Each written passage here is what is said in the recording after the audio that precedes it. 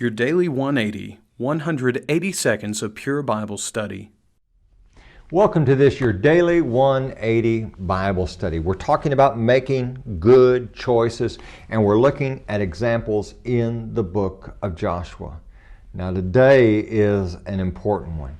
Today we're looking at the idea that we need to be faithful to our word, even if it's painful.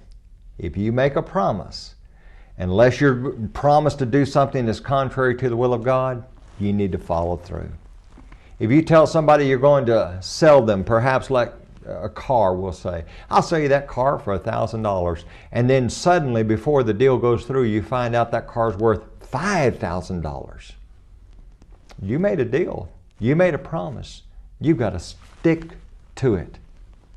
Well, you remember yesterday we saw that the Gibeonites came and they deceived Israel. They did. They deceived Israel. And they tricked Israel into thinking that they were not their neighbors. And they said, come on, have a treaty with us and make peace with us.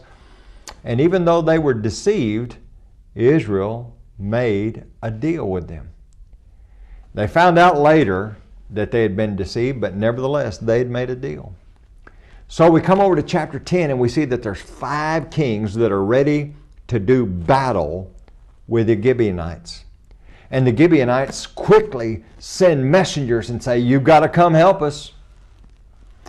Well, it would have been really convenient at that time to say, oh, I'm so sorry, such short notice here, wish we could help you. And man, this is a tough situation, good luck to you. I hope it all goes well, but and in the back of your mind, you're thinking, well, these liars are going to get what's coming to them anyway.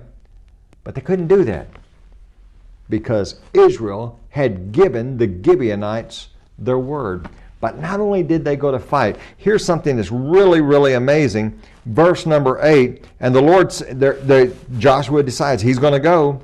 And the Lord said to Joshua, do not fear, for I have delivered them into your hand. Not a man of them shall stand before you. Joshua therefore came up to them suddenly, having marched all night from Gilgal. Now I want you to get this. He didn't just march all night. It is an uphill march from Gilgal to the region of Gibeon. Marched all night long and 25 miles. Now can you imagine that? If you marched all night, no sleep all night long, 25 miles uphill, would you be feeling like fighting? Not only did they fight the next day, it got to the point where Joshua said, God, we just need a little more sunlight so we can fight a little bit longer and get this job done. What was the point? Joshua made a good choice by being faithful to his word. We need people today that need to realize they need to be faithful to their word. They need to be faithful to the promises that they've made. Thanks for being with us today, and join us again next week for your Daily 180.